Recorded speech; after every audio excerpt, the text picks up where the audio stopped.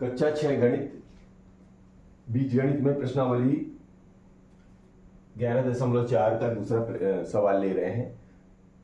व्यंजकों के प्रयोग से बने निम्न कथनों को साधारण भाषा के कथनों में बदलिए। देखिए ये ठीक वही है, अगर आप ध्यान करें कोडिंग डिकोडिंग समझते होंगे।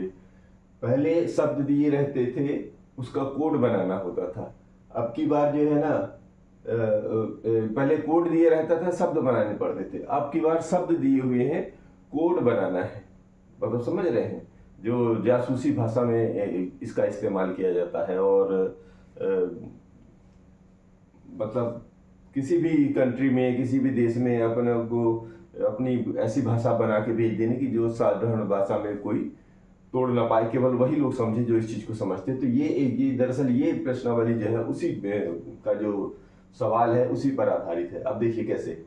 अब ये कह रहे हैं कि एक अभ्यास पुस्तिका का मूल्य P है, एक पुस्तक का मूल्य 3P है। अब ये तो दो चीजें लिख के दे दिया इन्होंने।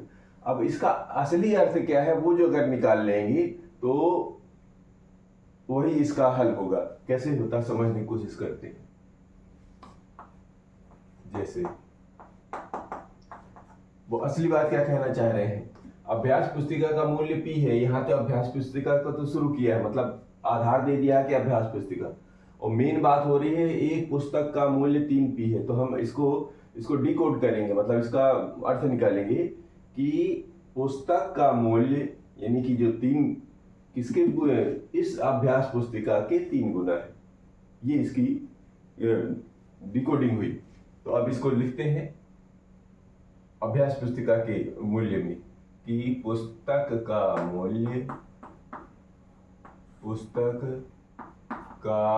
मूल्य दरअसल ये P के भाषा में इसका मूल्य P है और इसका 3P है। तो अब पुस्तक का मूल्य लिखना है अपने को। तो पुस्तक का मूल्य अभ्यास पुस्तिका के मूल्य का 3 गुना है। ये दरअसल ये शब्द कह रहे हैं वो। पुस्तक का मूल्य अभ्यास पुस्तिका के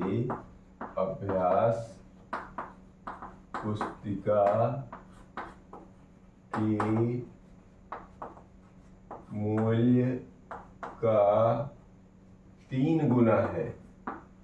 3 गुना है, ये इसका डिकोडिंग हो गया, मतलब उसका असली अर्थ निकला।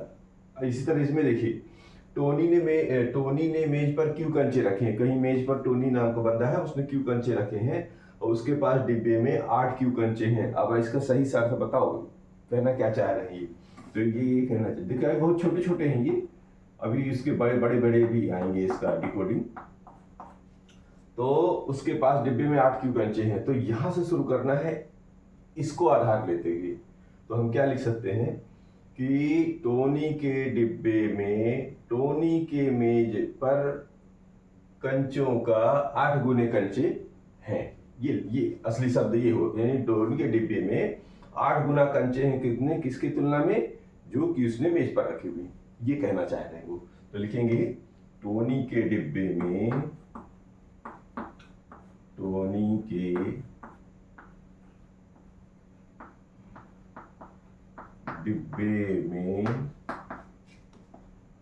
मेज पर रखे कंचों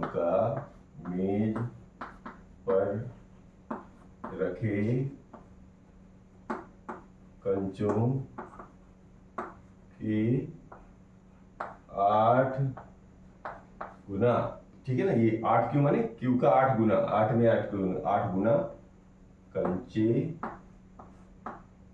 हैं। ये असली शब्द ये है, ठीक है। इसकी डिकोडिंग ऐसे हुई। इस तरह दूसरे भी लेते हैं।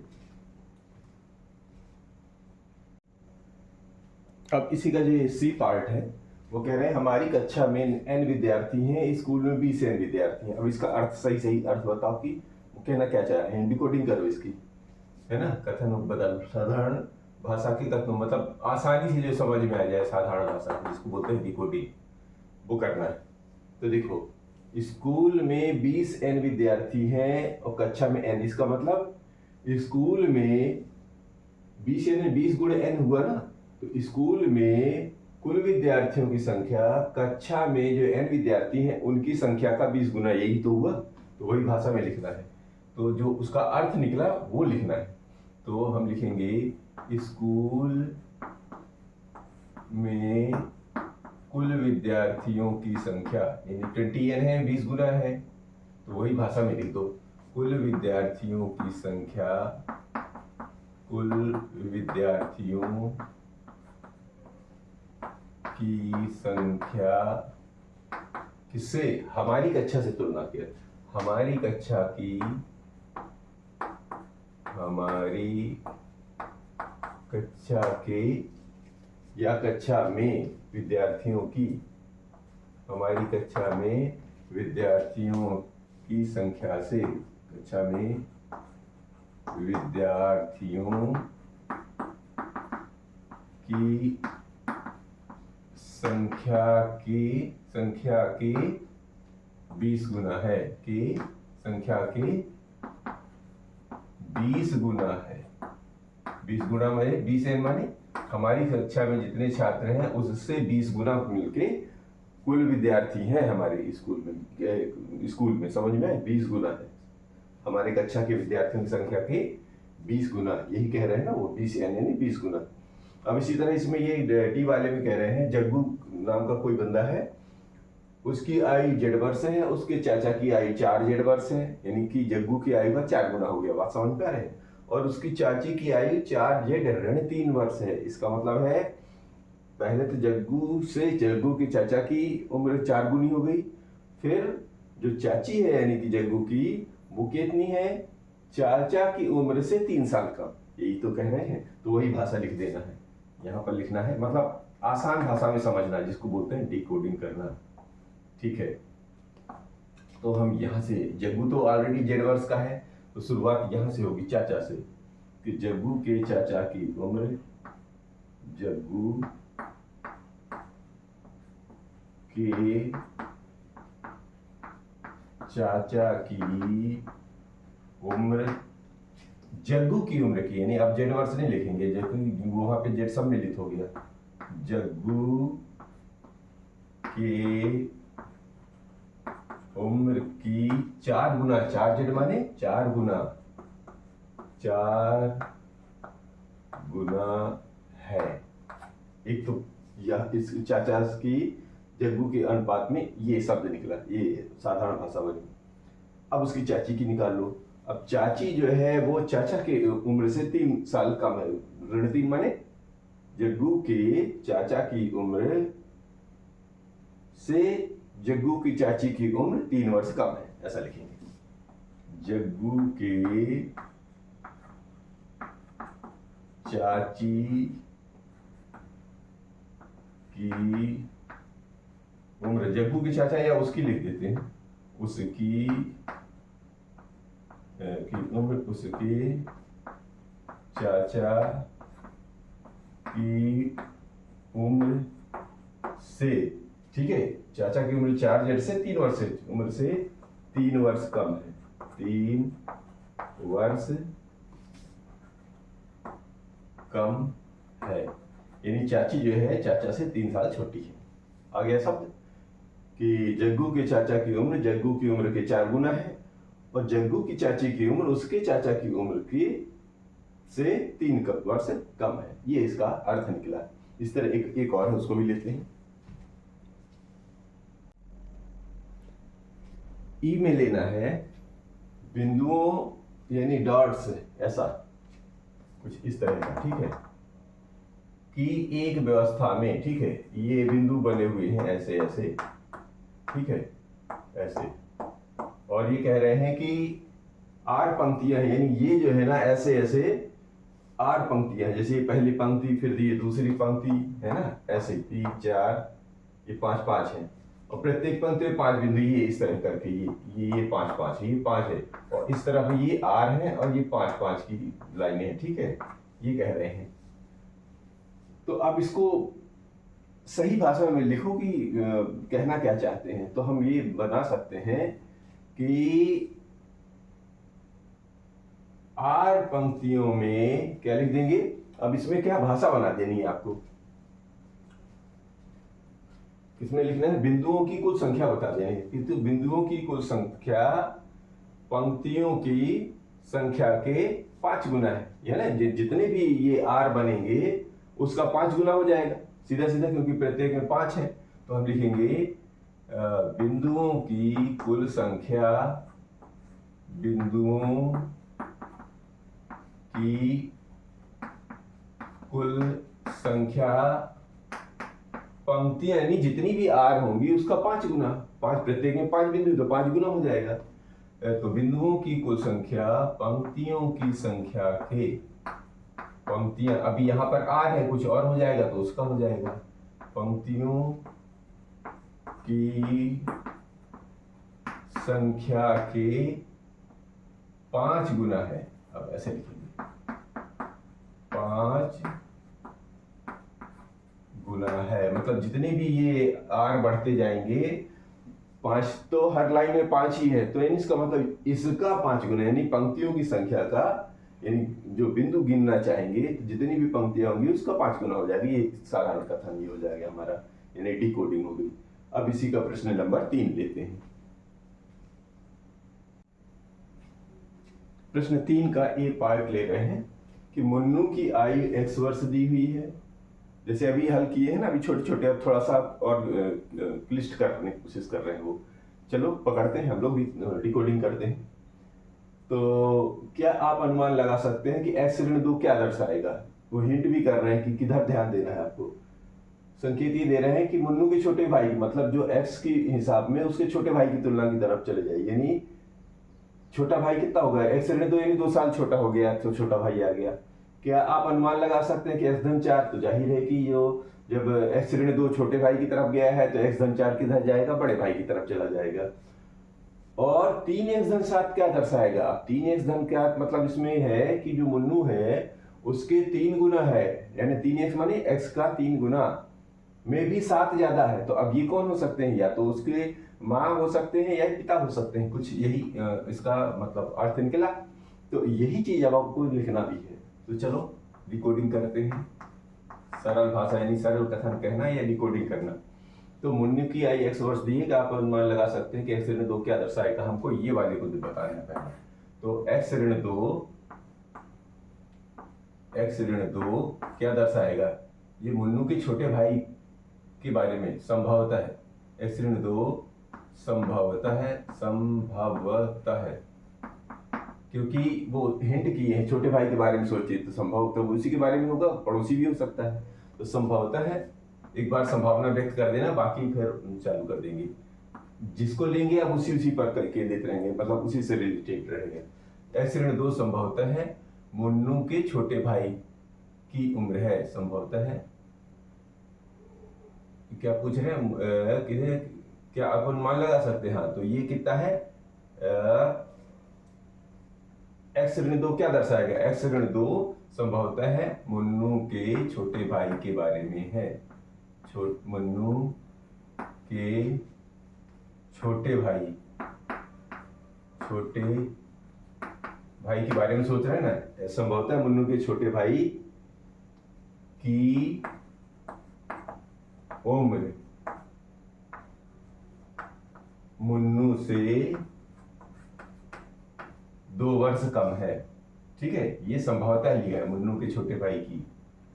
ठीक है, या ऐसा लिखा मुन्नू की, बाकी हो गया। x ऋण 2 छोटे भाई की उम्र मुन्नू से 2 वर्ष कम है। 2, अब इसको शब्दों में लिखना है, तो 2 वर्ष कम है। ये इसका पहला बिंदु बना। फिर कह रहे हैं, ठीक है, छोटे भाई के बारे में अगर अब x धन 4 क्या हो जाएगा? अब जाहिर है ये छोटा भाई है तो कोई बड़ा भाई भी हो सकता है। तो x धन 4 क्या दर्शा रहा है? ये मुन्नू के बड़े भाई की उम्र मुन्नू से 4 वर्ष ज्यादा है। मुन्नू के, लिखना भी है, क्या दर्शाएगा? मुन्नू के बड़े भाई की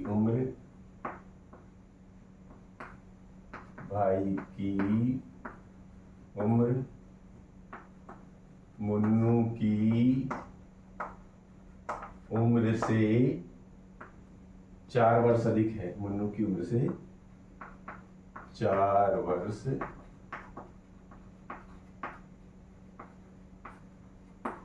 अधिक है, यही तो दर्शाएगा।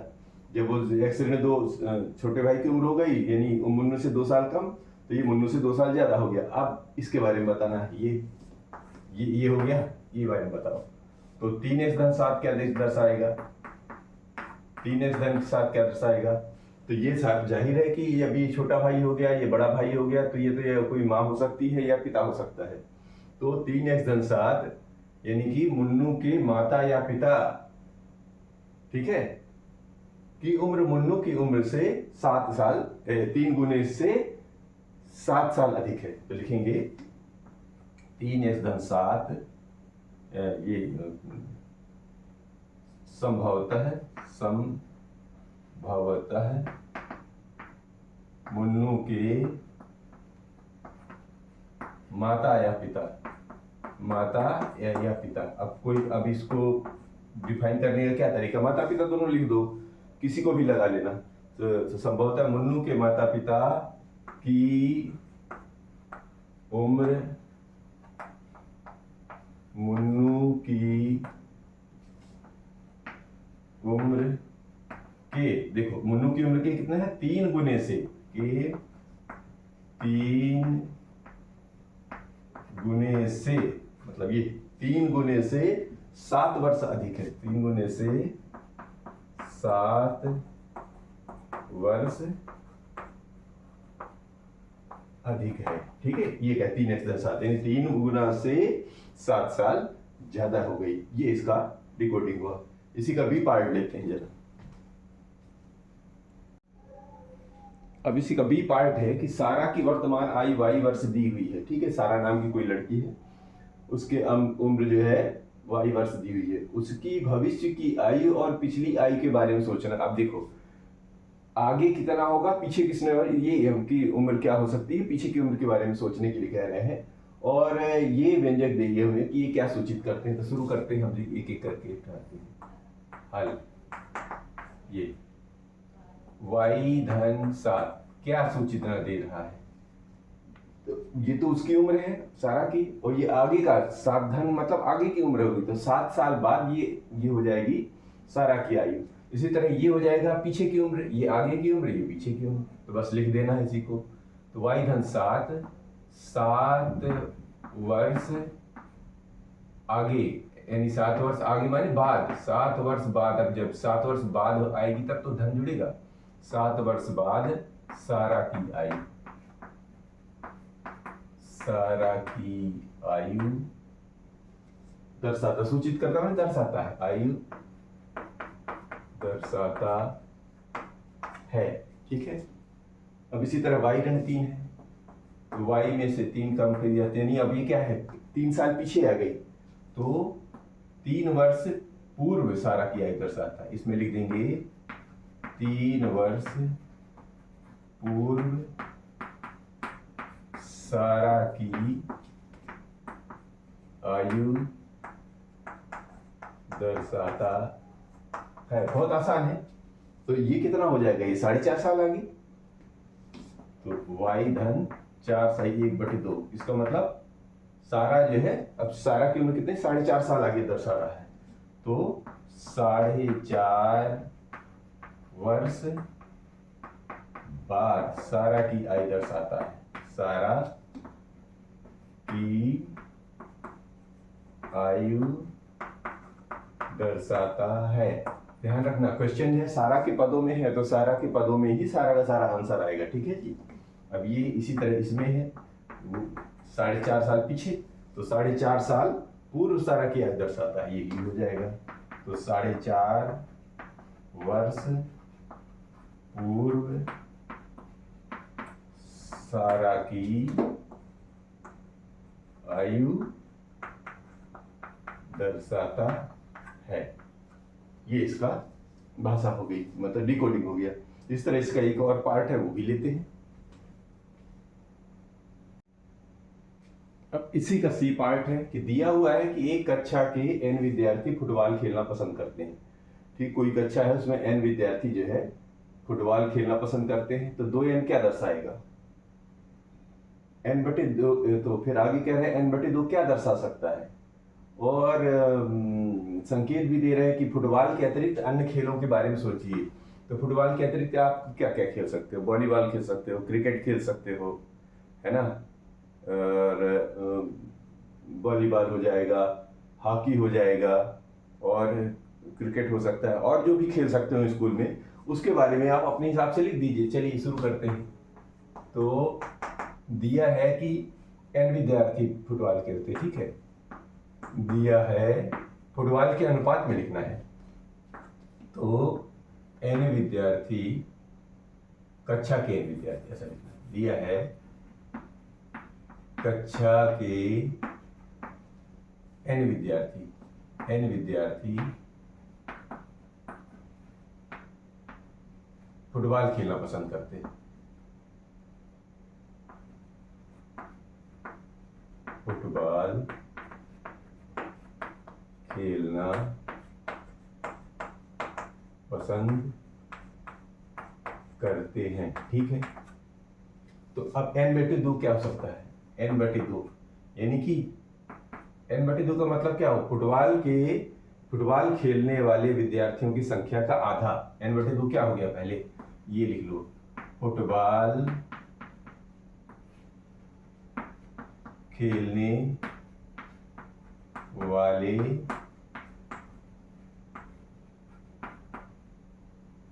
नहीं, पहले तो 2n लिखना है, 2n का फुटबॉल है ना, पहले तो 2n का लिखो, फिर n/2 का पहले लिखेंगे 2n का, क्योंकि n के बाद 2n है, फिर बाद में n/2 है। तो फुटबॉल खेलने वाले विद्यार्थियों की संख्या के दुगुने, ठीक है, ये तो शब्द बन गया है। फुटबॉल खेलने वाले विद्यार्थियों की संख्या के दुगुने। अब क्या खेल सकते हैं? समझो, फुटबॉल से ज्यादा क्या पसंद हो सकता है? क्रिकेट हो सकता है ना, ज्यादा आजकल दीवानगी रहती है। तो खेलने वाले विद्यार्थियों की संख्या के दुगने क्रिकेट खेलना पसंद करते हैं। क्रिकेट खेलना पसंद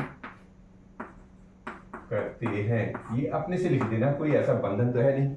आप हॉकी में लगा दो, आप वॉलीबॉल में लगा दो, कुछ भी लगा दो। तो n/2 ले लो।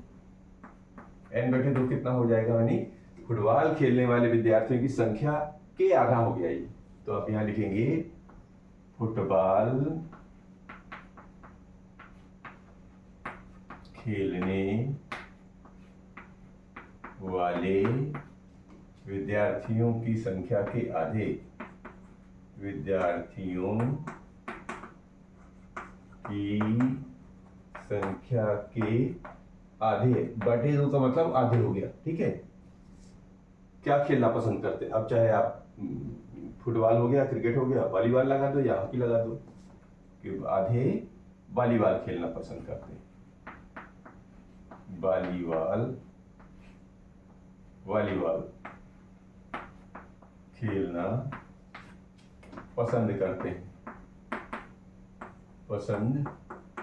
करते हैं। कुछ और पूछे, किसी और खेल में लगा देना। तो इस तरह ये प्रश्नावली 11.4 यहाँ से समाप्त होती है। मिलते हैं अगले वीडियो में अगले प्रश्नावली के साथ।